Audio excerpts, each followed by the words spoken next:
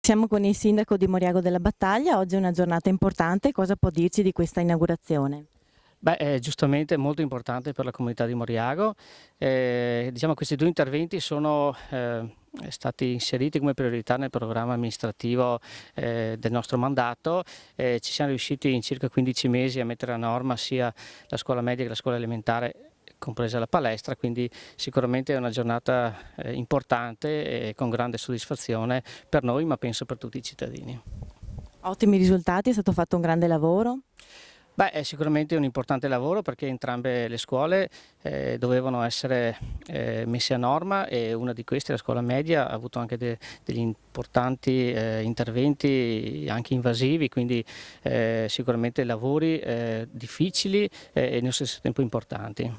Oggi alla scuola di Moriago abbiamo la presenza dell'assessore della Regione Veneto all'ambiente e alla protezione civile Giampaolo Bottaccin. Qual è l'importanza della sicurezza nelle scuole e qual è l'impegno della Regione?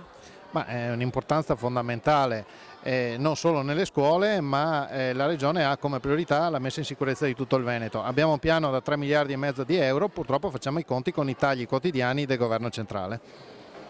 Oltre a questo è anche importante essere preparati nel caso di emergenza, appunto partendo dalle scuole, come bisogna muoversi. Assolutamente sì, perché è importante che ci sia l'edificio sicuro e in questo caso devono intervenire gli enti preposti, ma poi si deve creare una cultura della sicurezza in modo tale che fin da bambini si sappia cosa fare nel momento in cui dovesse verificarsi una situazione di rischio, che sia un terremoto, che sia un incendio, che sia un'alluvione, e questo è importantissimo che venga fatto anche grazie alla collaborazione di tutto il corpo docente delle scuole che abbiamo in giro per il Veneto.